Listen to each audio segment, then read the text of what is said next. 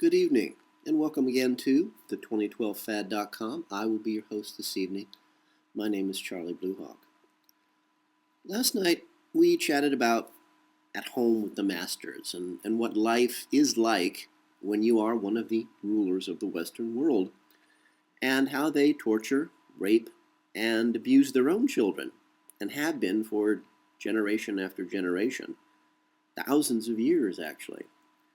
And and how because of this, it's kind of unreasonable for us to even begin to think that they would care about what happens to us or our world or our babies or our civilization. It's just not reasonable from our point of view that dealing with people who are monsters, literally, and who create monsters of their own children, again, it's that problem of we're just not living literally in the same world as these folks. You know, it's as if the masters themselves were being controlled, manipulated by someone, or, dare I say it, something above them. That is someone I don't want to meet.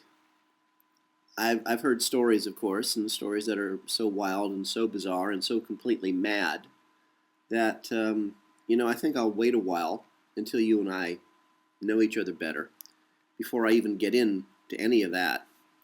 But I will tell you one thing that I did hear that I never I never expected to hear, like I expected to hear any of this. And it does involve those above, and I mean way above, the masters of our tiny little world here on the outskirts of the galactic arm. There's a very large, very bright, very hard to miss star called Betelgeuse. The English like to call it Beetlejuice. Why you would call a star Beetlejuice? Well, you probably have to watch the movie. It seems that this very large, very bright, very prominent star has exploded. And it is so large and is so very far away that, the speed of light and all, it'll be a while before we would notice, but apparently it's exploded some time ago and the light just got to us, I guess. Again, I worked at NASA for 5 years, but I'm not a scientist. I'm not an astronomer. I'm still trying to figure out most of the stuff they were doing at NASA, which made no sense anyway. So you wonder why a star exploding would have anything to do with us, and it's so far away. The sad truth is, if any of the stories I have heard are true, our little tiny world, flipping end for end, and then being dry cleaned by planetary lightning, we'll look back on that someday as a pleasant afternoon, a day in the country, if the stories I've heard about Betelgeuse are true. But with any luck, and Lord knows we could use some, that happy moment is millennia away, and none of us will ever know anything about it. Even those of us who survived the event probably will not be around hopefully will not be around whenever that happens. Sorry to be so obtuse, sorry to be, cloak and daggery, but there are some things I just don't know how to tell you, to be honest. I just don't know how to say the words and have it make any kind of sense to you. So how about instead tonight we chat about the increasing mail that we're getting here at the 2012 Fad from you folks, all centered around the same question. Well, what do I do now? Several ladies with small children, one lady with a newborn baby son, have written to us asking what they can do for themselves and their families, their little children. My answer is, as always, sadly blunt. Pack what you can, run for the hills, buy a gun, and be prepared to use it. It really does, in the end, come down to money. Those with money will survive. Those without money and who do not currently have, people living in a self-sustainable village somewhere in the mountains, living as their ancestors have lived for hundreds of years, they will not survive. Our masters know this, and it delights them. It tickles them. They are enjoying all of this immensely. The more of us who die, and the more pain we're in, the more horrible our agony is, the greater the master's joy.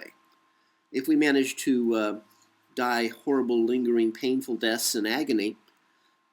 They're just laughing. Now, I've had this conversation with numerous people over the years, of course, and I don't want to use obscenities when I talk to you because, frankly, when you use a lot of obscenities, you're degrading yourself as a person. But I'm not quite sure how to say. I've known so many people who have looked at me and said, you know, Charlie, we're going to go out, we're going to have lots of sex, we're going to have parties, we're going to leave you to do all this work about the future and the 2012 and the event, and we're going to go party and have lots of sex, and we're going to leave you here to work. And I sort of look at them and say, well, you know, I'd like to have lots of sex and, you know, party. Can I come with you?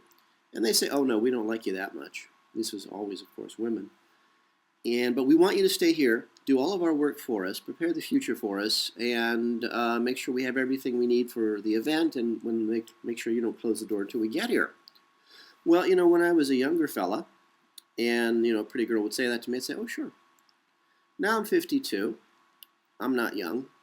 Not even sure why I'm still alive, to be honest with you.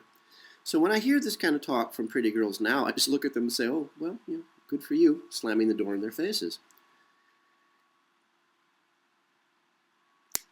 I've mentioned before that our masters are so different from us, from you and from me, that we can't even begin to communicate with them. Their glory, their goal is to worship and then go to hell and to serve their master, Satan, in hell.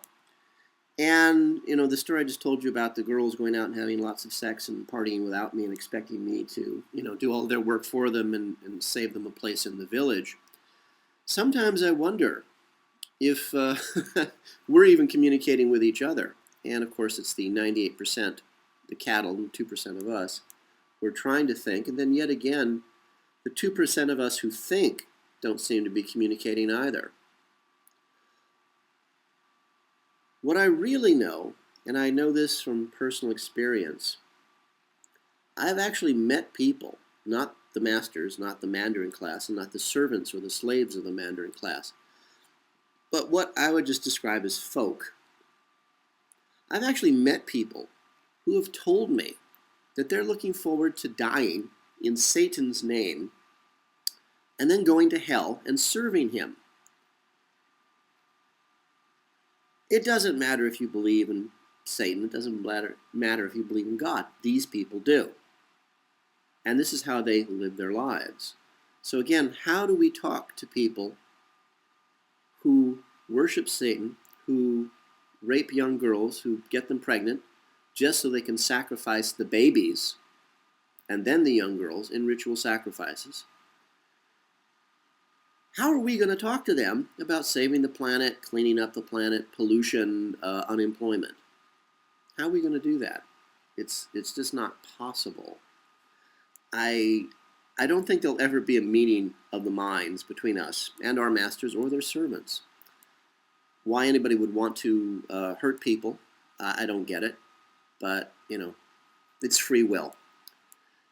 So again, the question is, what do I do now? I replied to one lady, and I pasted my response to her on our website in this particular text file, so take a look.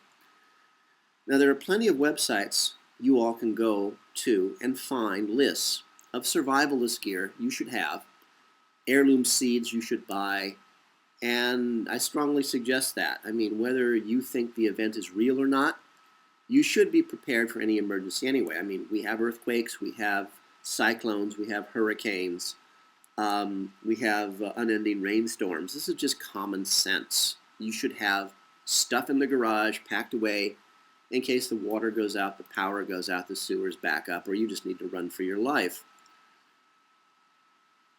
But unless, and here's the problem, but unless you've been living the reality of the event for a couple of decades, as I have, and oh brother, I wish I hadn't. Honestly, I envy the 98%. I envy the cattle. I'd like to be the guy sitting on his couch, big screen TV, watching the game, a girl in one hand, a bottle of beer in the other, and a pizza on the way, you know? I really wish I was one of them, because this has brought me nothing but agony. and loneliness and torture, and it's been a nightmare. But again, unless you have lived this way, unless you truly know what's coming, and I'm very sorry, but unless you have the cash to buy your way into our village, where we know what to do, we have the designs going on 40 years now. We know what's coming, we know how to survive, we know how to live well. If you don't have the cash, all I can give you is some general advice, and I have to leave it up to you to do the best you can for yourself, do the best for your family. The problem is there just is not the time for anything else. And I really am sorry. Because we do have a plan here, and it's a plan 40 years in the making. Please have some sort of plan for yourself. For all of us here at the 2012fad.com, this is Charlie Bluehawk, wishing you a really good day, and reminding you, please keep that good thought.